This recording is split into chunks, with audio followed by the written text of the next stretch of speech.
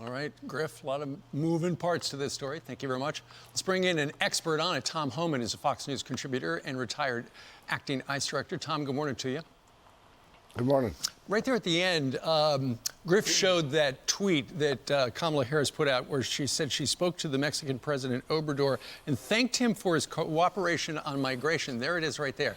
Is Mexico cooperating? I mean, if Mexico was cooperating, wouldn't the Mexican army be stopping these people from coming into our country illegally? Absolutely. Mexico is not cooperating at the level they did with the Trump administration. With the Trump administration, they had an agreement. He also had an agreement with all three Central American countries. And one of the first things Joe Biden did is kill all those agreements. So Mexico did a lot more patrolling their southern border and their northern border. They welcomed the Remain in Mexico program. All that was done away by Joe Biden within 2 days. So Mexico is not cooperating with this country the way it should be. Tom, we keep seeing these images of all these kids. The latest this morning is that 5-year-old and 6-year-old, the siblings that were abandoned, put over the boulder rocks on this side of our country, and had their mom's phone number and name written on their arms and in a note. We also heard Griff talk about the MS-13 gang member. We saw those other 2 kids that were dropped over the gate a few days ago, the Yemen terror suspects. And then we are learning this morning, San Antonio, the Governor Abbott, wants to shut down the facility that's housing children because of reports of sexual abuse. Family and Protective Services said that they can confirm 3 separate reports of abuse. Here's the governor. We'll get your reaction on the other side. These problems are a byproduct of President Biden's open border policies. This facility is a health and safety nightmare. The Biden administration is now presiding over the abuse of children. To end this abuse, the Biden administration must immediately shut down this facility. The children who are in this facility should be moved to other federally run facilities where the federal government has the space, personnel, and resources to ensure their safety. Tom, your reaction? The governor is exactly right, because here's what no one's talking about. The Biden administration is contracting with NGOs who have no business running detention facilities. I mean, the Washington Examiner just broke a story last night, Anna Giartelli, about the way these contracts are being let. I mean, we have family residential centers that are licensed, that are run by contractors who work through ICE, who have pediatricians on site, social workers on site, child psychologists. These were built for vulnerable people, women and children. And they're practically empty because the Biden administration calls them for-profit prisons. So they rather walk away from the state-of-the-art facility, the gold standard for vulnerable people. They walk away from these facilities, leave them half empty, and they're signing contracts with federal NGOs. The person at ICE, ahead of now contracts for detention beds, Claire McNulty, who was an NGO, who's an open borders advocate, she's making final decision all detention contracts over and above the experienced officers who actually run detention facilities, who actually contracted with detention facilities for decades. She's making the decision. And Washington Examiner just broke a story that some of these contracts are being awarded to people that work the Biden transition team, the Biden campaign. They're going to companies like the Endeavor, $86 million for hotel rooms. That's $77,000 per alien. When we have family residential centers who were built for the very same reason, taking care of these children. It's ridiculous.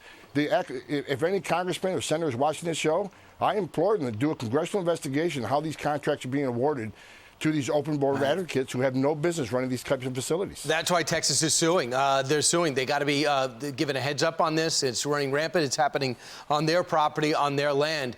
Meanwhile, don't worry, Tom, you're overreacting. All those reports and all those minors crying alone without parents, that's no big deal because Speaker Pelosi says Joe Biden's got this. Listen.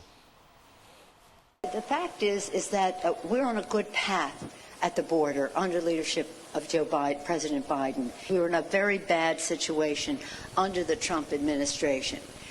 If you zoomed in, you could have seen her laugh maybe in the background. Is she kidding? Is anyone buying that? No, look, Nancy Pelosi isn't smart at all. We all know that. She's probably the least smart congresswoman ever to be a member of Congress. The bottom line is children are dying. Children are being abandoned. 31% of women are being raped. Cartels are making millions. Last March, 33,000 apprehensions. This March, 171,000. It is not under control. This is a mess. It's a chaos built by the Biden administration. Right. And this was by design. This isn't by accident. This isn't mismanagement. This is open borders. This is what Joe Biden sold out. The vice president was told, hey, you do this. Just like Vice President Pence would say, hey, handle the pandemic response. She was given this opportunity to show what she can do, and she has shown that she doesn't want to do anything. She has made one phone call to Mexico. She has not visited the border. She's been to Connecticut on March 26th. Why not? From the 27th to 31st, back in Washington, then to Brentwood, California to visit her old stomping grounds, over to Oakland, and then to Chicago to talk about infrastructure. Is that somebody who wants to tackle a problem? See, I have a different opinion. I don't want her anywhere near this issue because you just make it worse. Look, they don't want to fix this problem. Let me tell you what they're trying to fix. And mark my word, this is happening. They want to get really good at releasing people as fast as they can so there's no overcrowding. They'll ignore the numbers. They'll ignore they're releasing thousands a day. They're getting just sued want for to get Texas. Really good at releasing That's people. why Texas is suing them. Absolutely. And they should be suing them. And more states need to sue them. This administration has no intention of securing this border. They have no intention of enforcing immigration laws in this country. They've made that clear. They created this crisis, and they're just going to get really good at releasing people so there's no overcrowding. They're also getting really good at making sure that nobody who works for the federal government tells the press about what's going on. You know, a couple of days ago, we heard that those two Yemeni guys were stopped at the southern border. One of them had a SIM card in there. They were on the terrorist watch list. And then they took down the press release so that people would know the details because of national security, Tom.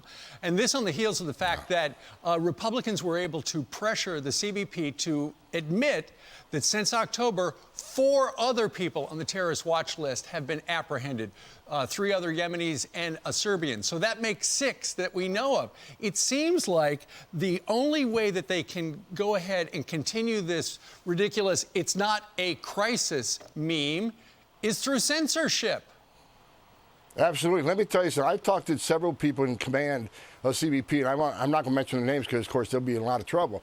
That press release was taken down because it was bad press for the administration. Exactly. They said they didn't clear it properly through DHS. The facts of that press release remain the facts. It was an accurate press release. They upset the department because the department wants to control all press. They don't want the men and women of the Border Patrol, the chiefs out there talking to the media. They don't want the truth out to the American people. So much for a transparent administration. They're hiding from the American people the crisis on this border that is a national security crisis. MS-13 members are coming through. Real quick, when I was Light Strike, we did Operation Matador in Phoenix, out in Long Island. You might remember that a couple years ago. Mm-hmm. We arrested just short of 500 gang members, most of them MS-13 members. 42% of the gang members rearrested came into this country as a UAC or a family group. So not only are they trying to get around the Border Patrol as part of that 1,000 gotaways every day, because they're tying the Border Patrol assets up with families, they're actually embedding themselves as a UAC and family group, and that's why you're having fights at these facilities. That's why you're having sexual abuse at these facilities. The gangs and the cartels are taking advantage of this humanitarian crisis, and it's created a national security crisis for this country that the Biden administration is simply ignoring. So a reporter did ask Jen Psaki about Kamala Harris. Where is she? Why is she traveling around the U.S. when she's in charge of the border and she's not down there? Listen to this. Is she still working on this? And can you address the perception that she's kind of quietly backing off while Secretary Mayorkas is pursuing some Trump-era policies? First, I would say the vice president was visiting Chicago actually to talk about COVID and the importance of communities getting the vaccine when it's available and accessible to them. And so while she was there, like many Americans, she got a snack. I think she's allowed to do that. This is absolutely an issue that she remains committed to. The Northern Triangle, which I'm sure you're aware of, but is not the same as the border. Now, Tom, I know you don't want her down there at the border, but when you see all these images of these kids, it's personal to you because you've been to the border, you worked down there for so long.